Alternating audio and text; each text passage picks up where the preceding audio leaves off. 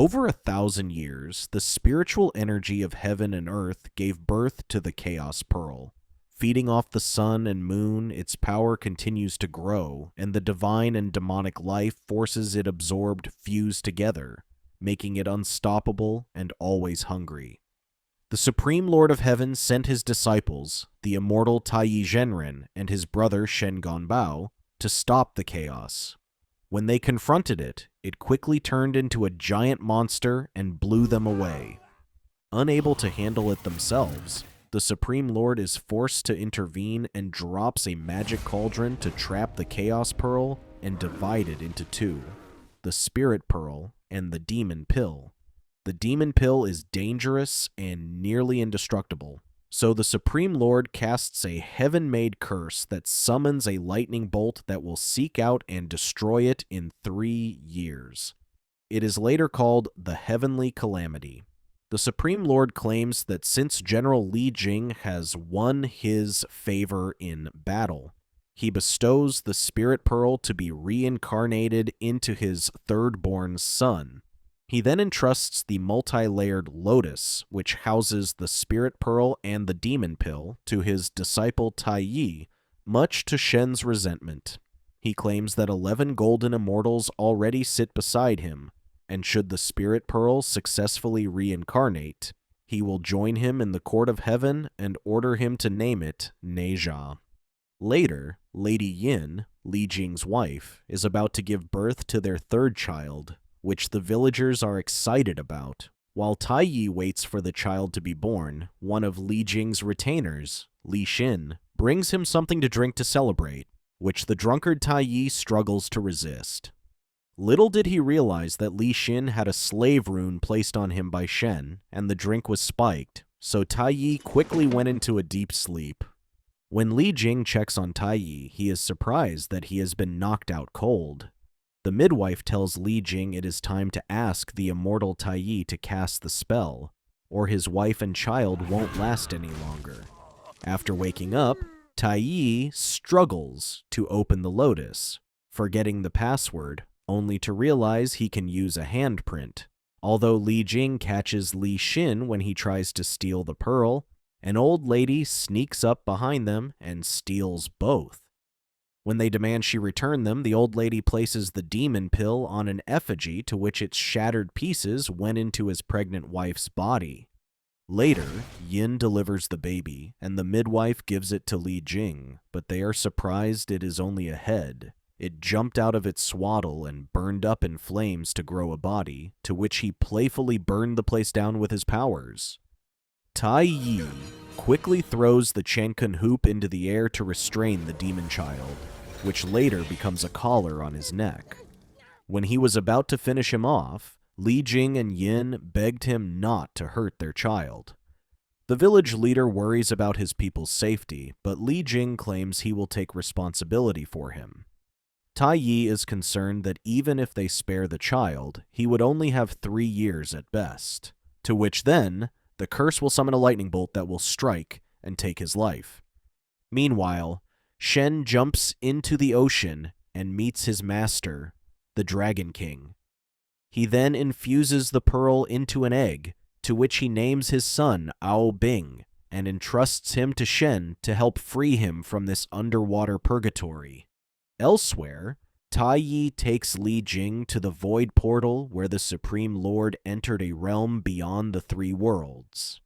They later meet Cheng Shengyun, otherwise called the Clingy Cloud, who tells him that a heavenly curse is unbreakable.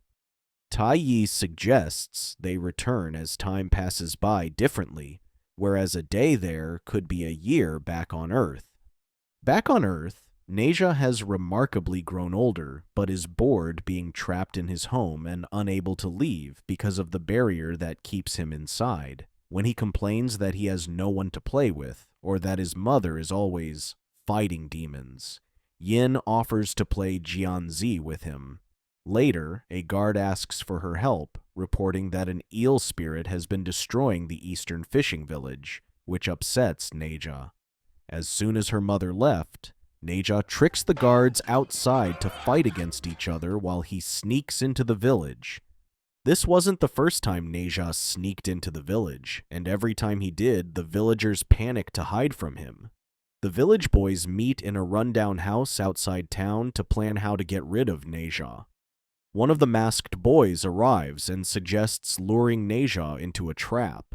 Wondering how they can lure him, the boy reveals himself as nezha, so the boys quickly run and fall into the trap. When the leader of the boys called him a demon, nezha furiously kicked a massive boulder at them, to which they'd have died if Taiyi hadn't arrived in time to stop it. Yin worries that they have done everything they could and blames herself for being too busy fighting demons that she has neglected to take care of her own child. She suggests resigning from their positions and taking him to the mountains to play with him for the remainder of his life. Taiyi suggests taking him in as an apprentice to become a demon-fighting warrior of justice. Yin worries that they'd be putting nezha to spend his remaining time fighting demons rather than enjoying his life. Still, Li Jing argues that they don't want their son to be remembered only as a demon. The next day, nezha tricks Li Xin and the guards into thinking he escaped. Once they left, he snuck out when he suddenly saw a flying scroll out of nowhere. When he pointed at it, it sucked him inside and teleported him elsewhere. When he thought the place was beautiful, he suddenly discovered it was a trap set up by Taiyi to lure him in. Taiyi then tries to impress him with a magic brush that lets him do anything in this world. He suggests teaching him the immortal magic of Kunlun, starting with a transforming spell, which he calls a basic spell. Taiyi was impressed by how fast nezha learned the spell, so he decided to teach him a fire spell to control his powers better. Yin and Li Jing arrived when they saw nezha was up to no good again. Taiyi claims that if he did well, he could even teach him how to banish demons and defeat monsters, but nezha argues that the people would still hate him even if he trained. Li Jing claims that it's time to tell him the truth and claims that he is the reincarnation of the Spirit Pearl. They explain that the people have treated him poorly because they don't know about it. 2 years have passed, and nezha continues his training, but Taiyi claims he isn't ready after his blatant disregard for the people's safety during a simulation. Li Jing confiscates the chaotic silk and the fire-tipped spear, claiming he will be banned from using them until he learns self-control. Nezha insists that even without weapons, he can defeat demons and escape from the painting. When a sea demon is about to attack a dog, nezha shows up and demands he put it down. When he refuses, he kicks it in the face, sending it flying from the impact. While it was fleeing, it kidnapped one of the children. It tries escaping into the open waters, and a boy quickly assumes nezha is responsible. When the sea demon was about to dive back into the ocean, the water suddenly froze, and Ao Bing appeared. Nezha refuses to accept his help, but while they are arguing, the demon blows bubbles that turn anything it comes in contact with into stone. Ao Bing recklessly charges at the demon, not realizing he has turned himself to stone. Nezha then uses Ao Bing to deflect the bubbles and beat up the demon, forcing it to surrender its antidote. Ao Bing thanks nezha for saving his life and claims that he owes him. Nezha and Ao Bing start playing Jianzi, to which nezha suddenly gets emotional, having found another person to play it with, aside from his mother. Ao Bing declares that they are friends now and gives him a conch shell, telling him to blow it if he wants to play with him again. Suddenly, the villagers furiously arrive quickly, assuming that nezha was the one who kidnapped the child. He tried to explain that it was a sea demon, but they wouldn't listen, and he turned on them. There would have been casualties if Taiyi showed up late, to which the villagers demanded they punish and lock him up for good. Meanwhile, Ao Bing returns to his father and master and updates them on his assignment. He explains that he has reached the 7th heaven of the Ice Jade, learned to ice rivers, and created frost and snow. He even added, that he was able to find a new friend, worried about his identity. His master asks about this friend and realizes he has just met his sworn rival, the Demon Pill. He explains that the Demon Pill will cause a massacre on the day of the reckoning, and Ao Bing will save everyone and claim his birthright as the Spirit Pearl. His father, the Dragon King, explains that in antiquity, dragons were all-powerful, revered, and worshipped. He claims that on behalf of heaven, they have fought and defeated countless monsters they imprisoned beneath the volcano's magma. He explains that this has become their prison, just like the monsters they keep at bay. He claims that should the dragons leave this place, the monsters would break free of their imprisonment and escape. He reminds Ao Bing that their fates rest on his shoulders and that he should not be fooled by the illusion of friendship. Before he left, his father and the other dragons gave him their hardest scale, which formed to become the dragon scale armor, which is said to be impenetrable. Later, nezha is locked up in his room when his parents check on him, excited about his birthday. His mother claims that the people would like to celebrate his birthday. nezha is skeptical, claiming they'd choose to celebrate his funeral instead. His father explains that people now know that nezha was only defeating the sea demon the other day. The villagers arrived at the request of General Li Jing after explaining what happened at the beach. Although they know the truth, they are still uneasy around nezha. Before the festivities begin, Shen Gongbao appears before nezha and reveals the shocking truth as opposed to what his parents have told him. nezha shows up low-spirited for his party, where Taiyi gives him the chaotic silk and the fire-tipped spear as well as his flying pig, which reveals to have the power to transform into different forms based on the traits of its owner. When nezha touches it, it turns into flaming rings that let him fly in the air. When Yin starts crying, Li Jing gives nezha his gift, a protection charm he claims will always protect him. Li Jing explains how he felt terrible for being hard on him, but he believes he was doing what was best. nezha confronts everyone for lying to him, claiming to know the truth. nezha learns the spell from Shen on how to break free from the Qiankun hoop and gets possessed by the Demon Pill, transforming into his adult form. When he tries to attack the fleeing villagers, Li Jing and Taiyi work together to stop him. Yin orders everyone to find the ring, but Shen has already taken it. Ao Bing feels terrible, claiming nezha wouldn't have turned evil if he still had the ring. He begs Shen to let him save nezha's parents, claiming he still owes him his life.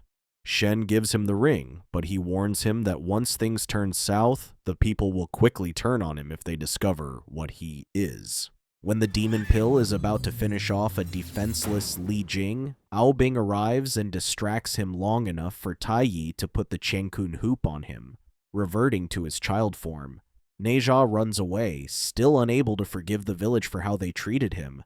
Li Jing thanks their mysterious savior and asks him to stay. When he refuses, Li Jing pulls his cloak to reveal that he is a dragon, and the villagers quickly turn on him. Shen arrives and claims that it is precisely as he predicted. He admits that he was the one who had the Spirit Pearl stolen and had it reincarnated in Ao Bing, his apprentice. When Taiyi threatens to tell the Supreme Lord, Shen claims that no one will be able to tell him if they all die and orders Ao Bing to kill them all.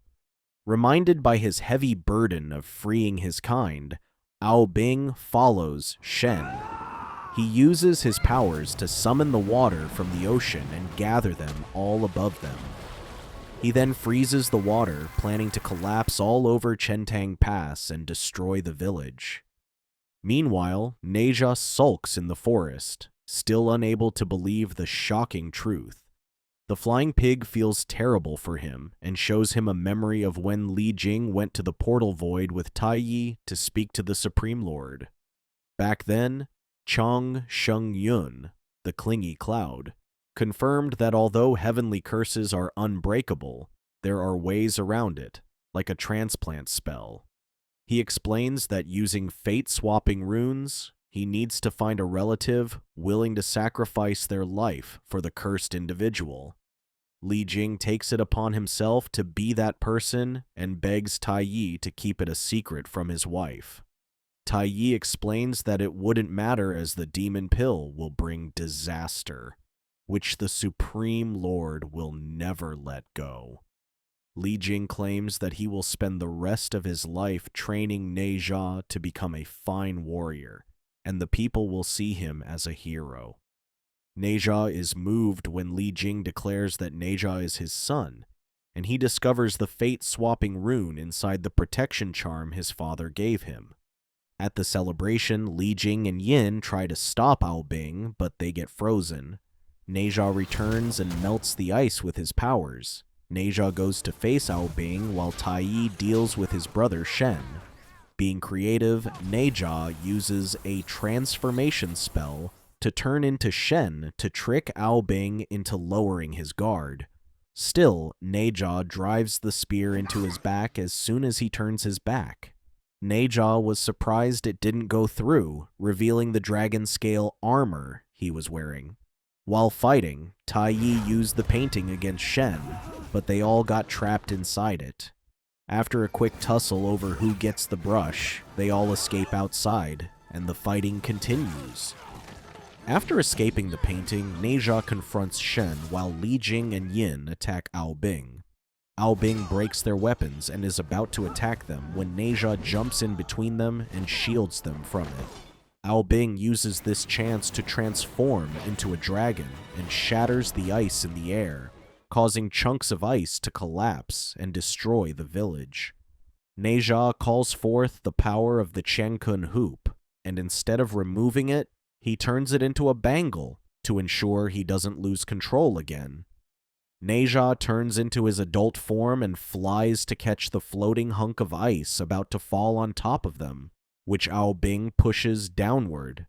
Ao Bing tells him to stop struggling and to give up.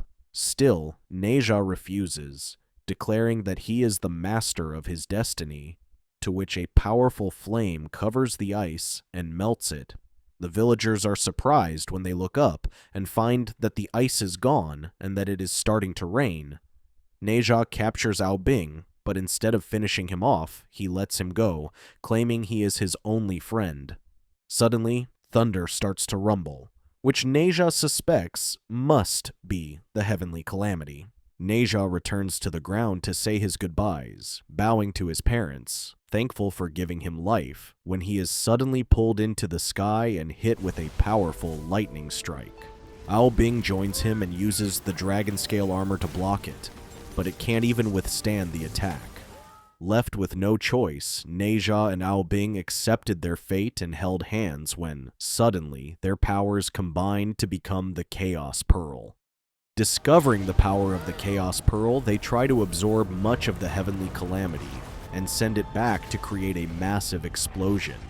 Nezha and Ao Bing get caught in the blast when Tai Yi leaps up with the multi-layered lotus and traps them inside it. Once the dust clears, Yin and Li Jing find the lotus, and Tai Yi explains that although it didn't save their bodies, the lotus kept their souls intact. Tai Yi complains that this has blown up his chances of becoming the 12th Golden Immortal. Suddenly, the villagers surround the crater where the explosion blows up and bow respectfully to Nezha, who protects them when no one else believes in him. In a post-credits scene, the Dragon King is furious at Ao Bing for failing to complete his mission and free their kind from the purgatory that heaven has bound all of them.